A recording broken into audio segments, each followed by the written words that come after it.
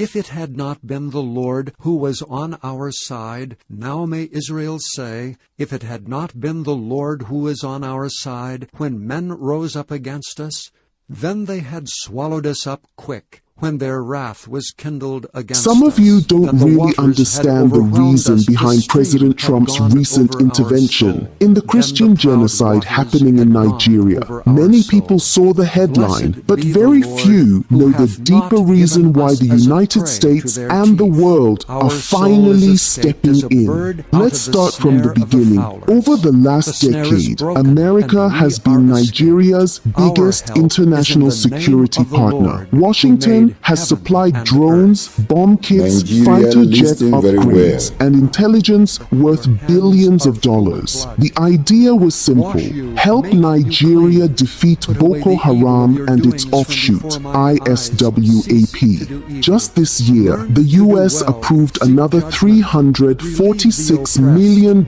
arms package for Nigeria.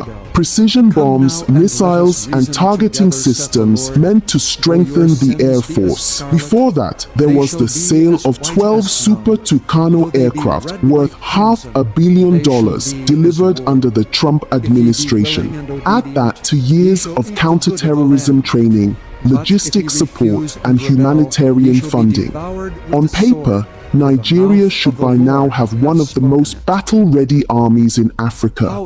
But what's the result? The killings continue. Entire villages still get wiped out in Plateau, Benue, Kaduna, and Borno.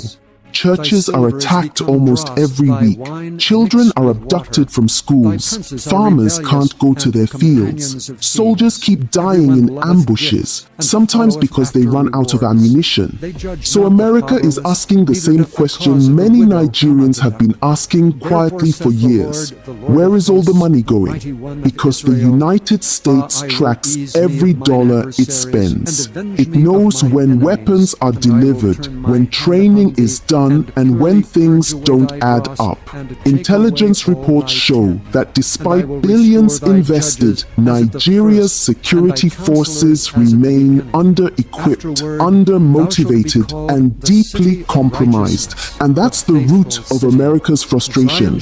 Trump's declaration that Nigeria is a country of particular concern was not only about religion, it was about credibility. Washington is tired of funding what looks like an endless war with no genuine intention to win. When a country keeps receiving military support but still allows terrorists to thrive, it raises suspicion. When attacks follow the same pattern, Christians targeted in their villages, priests kidnapped, worshippers slaughtered in churches, and there's still no serious response, the world begins to wonder whether the violence is being quietly tolerated. That's why Trump's words hit so hard. They are killing record numbers of Christians in Nigeria, and I will not allow that to continue.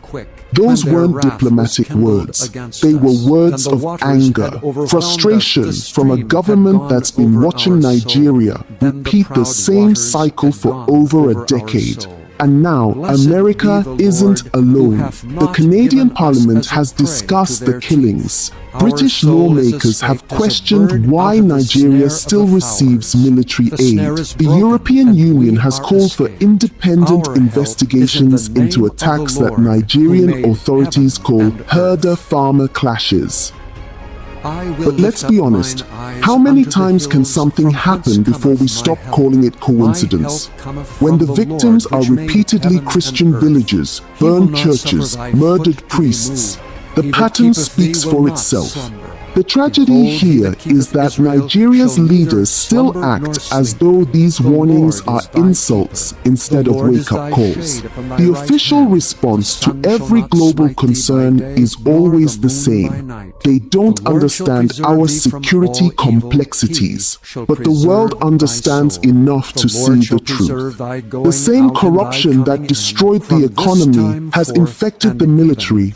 Procurement scandals, ghost soldiers, stolen allowances, even reports of weapons meant for the front lines ending up in the hands of terrorists. That's why the war never ends, because every bullet fired is another contract renewed.